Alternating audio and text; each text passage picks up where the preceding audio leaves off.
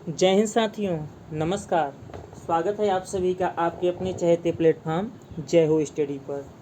Friends, आज के session में हम लोग डिक्शनरी से रिलेटेड इम्पॉर्टेंट टॉपिक पर जो है बात करेंगे। ठीक है, डिक्शनरी से रिलेटेड टॉपिक पे बात करेंगे और डिक्शनरी से आपके एग्ज़ाम में क्वेश्चन पूछता है, इसलिए मैंने कहा इस टॉपिक को भी छोड़ना उचित नहीं है। ठीक है, तो डिक्शनरी के लगभग मैं 5 से 6 क्वेश्चन लेकर आया हूं और उस क्वेश्चन के माध्यम से डिक्शनरी आपकी कंप्लीट हो जाएगी। जितने भी प्रकार के क्वेश्चन डिक्शनरी से पूछे जाते हैं वो यहाँ पे क्लियर हो जाएंगे। तो डिक्शनरी के क्वेश्चन को करने से पहले इसके कॉन्सेप्ट को समझ लेते हैं कि किस तरीके से डिक्शनरी अरेंज होती है। तो उम्मीद करते हैं कि ए से जेड तक का क्रम आपका रटा होगा एकदम। ठीक है, कि किस लेटर पर कौन सा नंबर आता है। ठीक है, जब ये क्रम आपको रटा रहेगा तो आप बहुत ही आसानी से डिक्शनरी में शब्द को अरेंज कर ले जाएंगे, क्योंकि शब्द उसी क्रम में अरेंज होते हैं जिस क्रम में लेटर आते हैं। कहने का क्या मतलब है, जैसे देखिए, जब आप डिक्शनरी खोलेंगे तो पहले ए से शुरू होता है, फिर बी से शुरू होता है, फिर सी से शुरू होता है, फिर डी से, मतलब एक क्रम में ऐसे ही बढ़ता हुआ चला जाएगा, फिर ई, फिर एफ। तो एक क्रम से ऐसे ही डिक्शनरी अरेंज होती है। पहले ई दिखेगा, उसके बाद आपको बी दिखेगा, फिर सी दिखेगा। इस क्रम से डिक्शनरी अरेंज होती है। तो ए में देखेंगे कुछ शब्द ए से रहेंगे, जैसे मान लीजिए ए, बी, सी, इस तरीके से अरेंज है। और दूसरा शब्द है, इसको शब्द मानिए, केवल समझाने के लिए आपको बता रहा हूँ। और दूसरा जो है शब्द ए, बी, डी, और तीसरा शब्द है ए, सी, डी। तो देखिए इसमें क्या क्रम अरेंज किया गया है। तो देखिए आपको समझ में आएगा पहले वाले में कि सबसे पहले ए आया है। अंग्रेजी वर्णमाला में भी ये सबसे पहले आता है। तो जो सबसे पहले अंग्रेजी वर्णमाला में आता है उसको पहले देखेंगे। फिर उसके बाद देखिए यहाँ भी क्रम देखा जाता है। तो यहाँ अंग्रेजी वर्णमाला में बी जो है दूसरे अक्षर पे आता है, यहाँ भी बी दूसरे अक्षर पे आता है। और फिर तीसरे नंबर पे देखेंगे अंग्रेजी वर्णमाला में ये तीसरे अंक पे सी आता है, तो चौथे अंक पे डी आता है।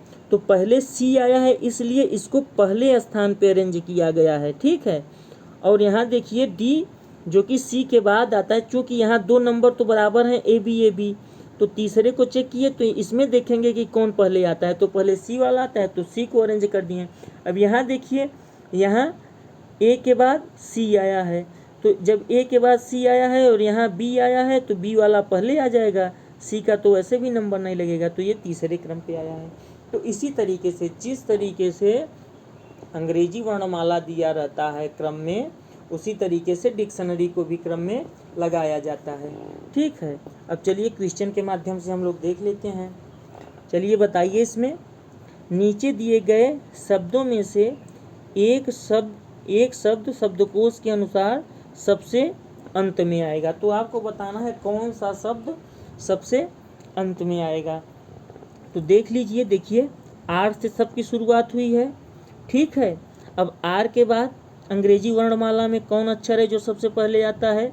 देखिए सबका 2-2 नंबर चेक कर लीजिए। यहाँ ए आया है, यहाँ ई आया है, यहाँ ओ आया है, यहाँ ओ आया है। तो आपको ये समझ में आ गया होगा कि अंग्रेजी वर्णमाला में सबसे पहले कौन सा नंबर आता है, ए आता है। तो ए वाला यहाँ क्या हो जाएगा, पहले आ जाएगा। तो ये तो चीज़ें आपको क्लियर हो गई कि सी क्या होगा, रैंडम सबसे पहले आ जाएगा। उसके बाद देखिए ए के बाद क्या आता है, तो दूसरे स्थान पे देखिए ई आता है। तो ई आता है तो फिर इसके बाद इसको अरेंज कर देंगे, तो रेस्टोरेंट क्या हो जाएगा, दूसरे स्थान पे हो जाएगा। अब देखिए दूसरे स्थान और अब तीसरे और चौथे स्थान के लिए लड़ाई चल रही है। तो यहाँ देखिए दूसरे स्थान पे ओ है, यहाँ भी दूसरे स्थान पे ओ है। अब तीसरे स्थान को चेक करते हैं, तो यहाँ देखते हैं ऑप्शन ए में तीसरे स्थान पे बी है और ऑप्शन बी में क्या है, तीसरे स्थान पे सी है। तो पहले कौन आता है, तो पहले बी आता है फिर सी आता है। तो तीसरे स्थान पे क्या आ जाएगा, ए आ जाएगा रॉबर, और चौथे स्थान पे क्या आ जाएगा, रॉकेट, बी। ठीक है, तो इसका राइट आंसर क्या हो जाएगा, राइट आंसर हो जाएगा रॉकेट, क्योंकि हमसे पूछा क्या है कि सबसे अंतिम में कौन आएगा। तो सबसे अंतिम में क्या आएगा, रॉकेट आएगा।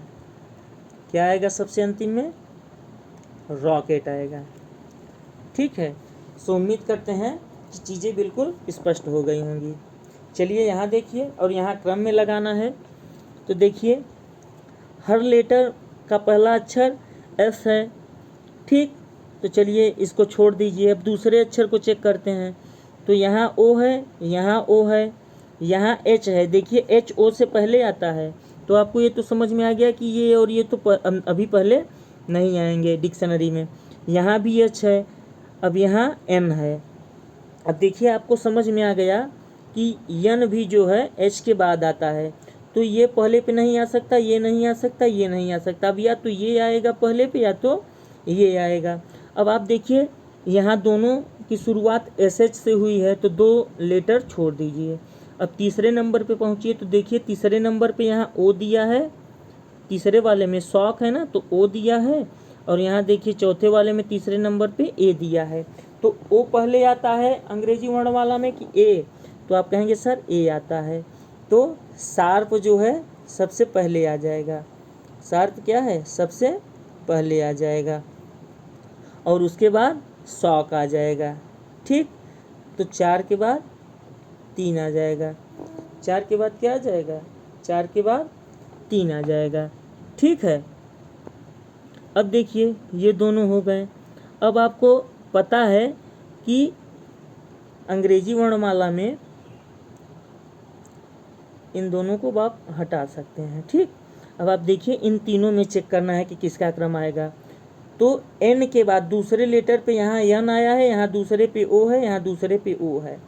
तो एन जो है ओ के पहले आता है कि बाद में आता है, तो आप कहेंगे सर पहले आता है, क्योंकि एन का स्थान 14 होता है और ओ का 15 होता है। तो तीसरे स्थान पे क्या आ जाएगा, स्नूकर आ जाएगा।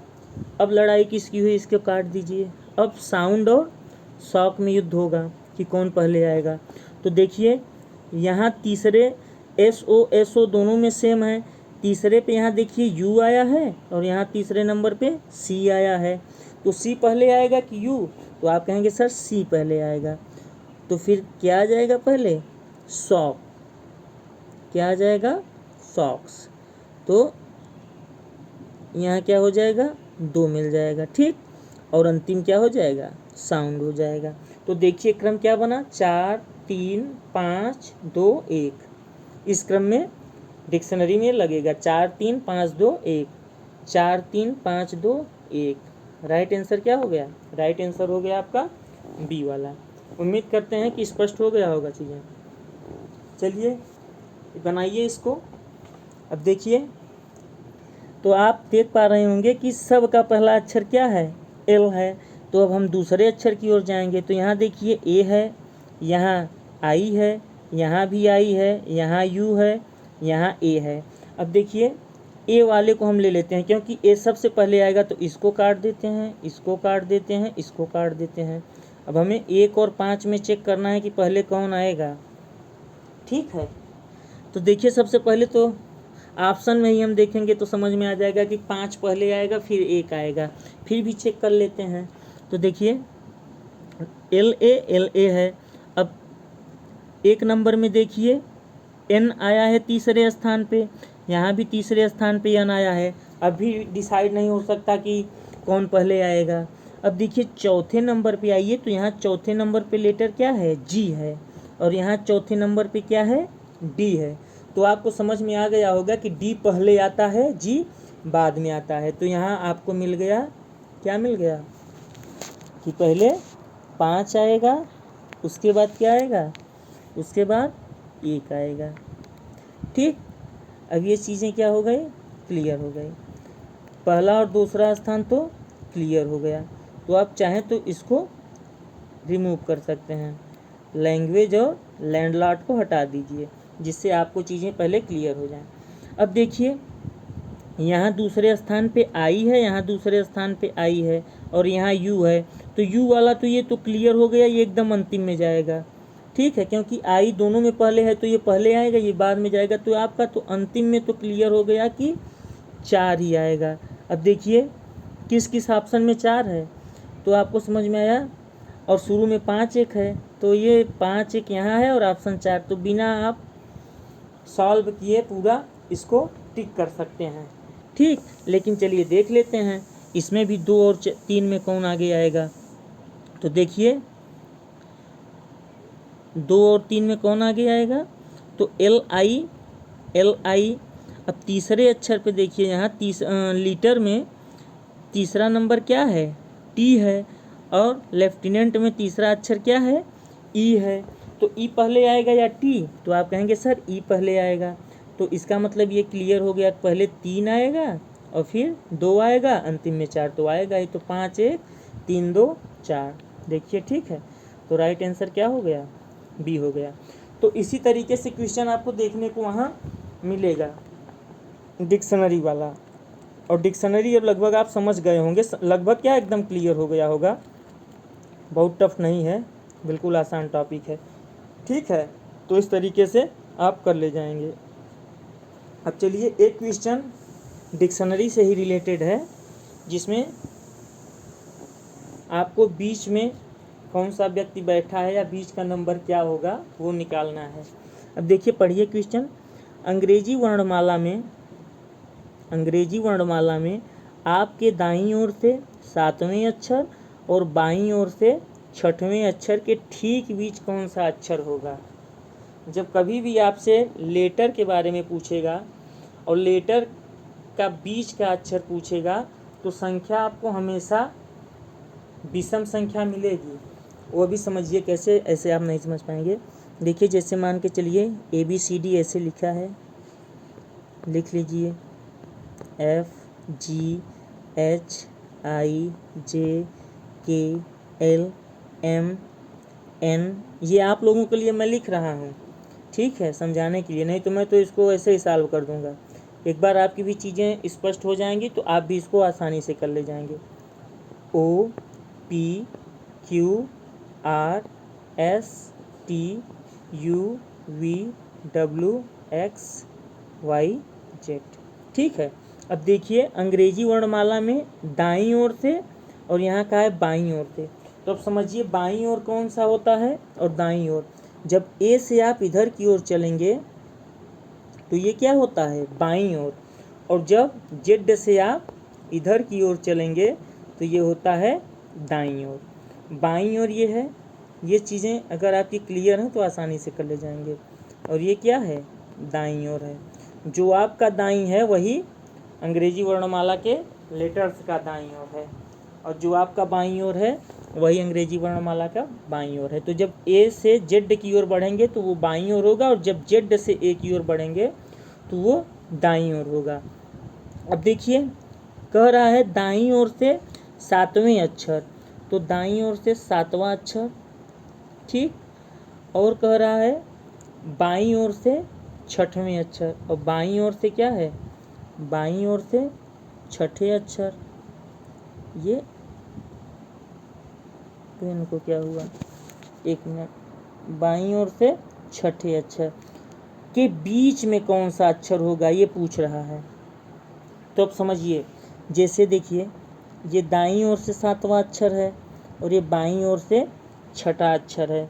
तो अगर 7 अक्षर इसको निकाल देते हैं और ये 6 बाईं ओर के अक्षर को निकाल देते हैं तो 13 लेटर निकल गया, 13 लेटर बाहर आ गया। अब बचा कुल होता कितना है लेटर, 26 लेटर होता है।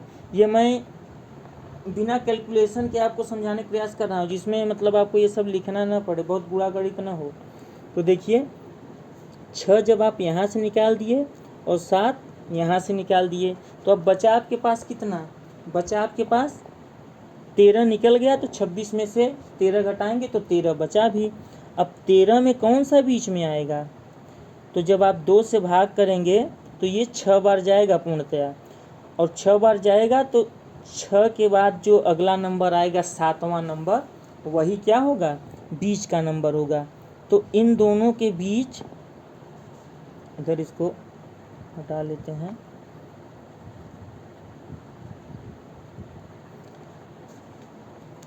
इधर से ये 6वां और इधर से ये 7वां, तो ये दोनों लेटर तो निकल गए, 6 इधर के निकल गए, 7 इधर के निकल गए।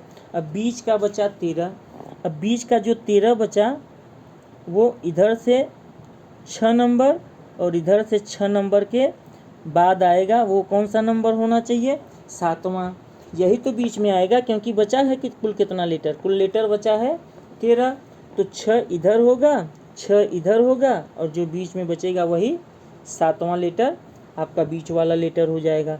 तो देखिए बाएं से 6वां अक्षर कौन सा होगा, बाएं से 6वां अक्षर जो होगा उसके दाएं 6वां अक्षर। तो देखिए 12 अक्षर के बाद, जैसे बाएं से ये देखिए 6वां अक्षर है और फिर 6 का गैप है, तो 6 6 12, तो बाएं से 12वां अक्षर जो होगा उसके बाद जो अक्षर आएगा वही बीच का अक्षर होगा, समझिएगा। तो जो बाएं 6वां अक्षर है उसके भी दाएं जो 6वां अक्षर आएगा उसके बाद का जो अक्षर है वही 7वां अक्षर है। तो या तो हम दूसरी भाषा में कहें तो 6 और 6 को जब ऐड कर देंगे तो बाएं से जो 12वां अक्षर होगा उसके बाद जो अक्षर आएगा वही आपका बीच का अक्षर होगा। या तो तीसरी भाषा में कहें तो बाएं से जो 13वां अक्षर होगा, बाएं से जो 13वां अक्षर होगा वही क्या हो जाएगा, वही बीच का नंबर हो जाएगा।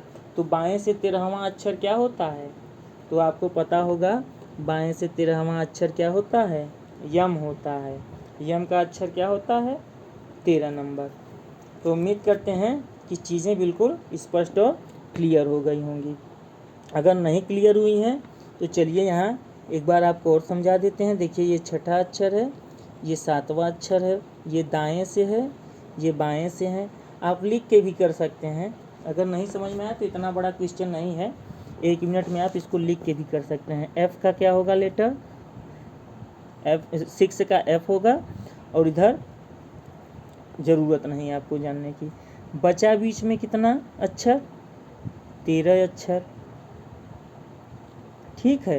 तो 6 इधर से आप आएंगे और 6 इधर से आप आएंगे, तो यही 7वां जो अक्षर होगा वही बीच में होगा, ठीक।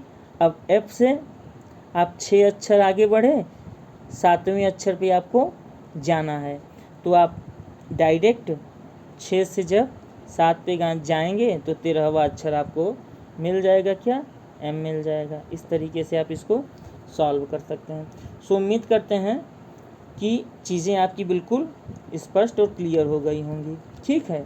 अगर इसके बाद भी नहीं समझ में आ रहा है तो आप एक एक लेटर लिख के निकाल लीजिएगा, ठीक है। और उम्मीद करते हैं कि चीज़ें क्लियर हो गई होंगी। चलिए ठीक है, थैंक यू, मिलते हैं नेक्स्ट सेशन में। तब तक के लिए नमस्कार, बाय बाय, टेक केयर, जय हिंद।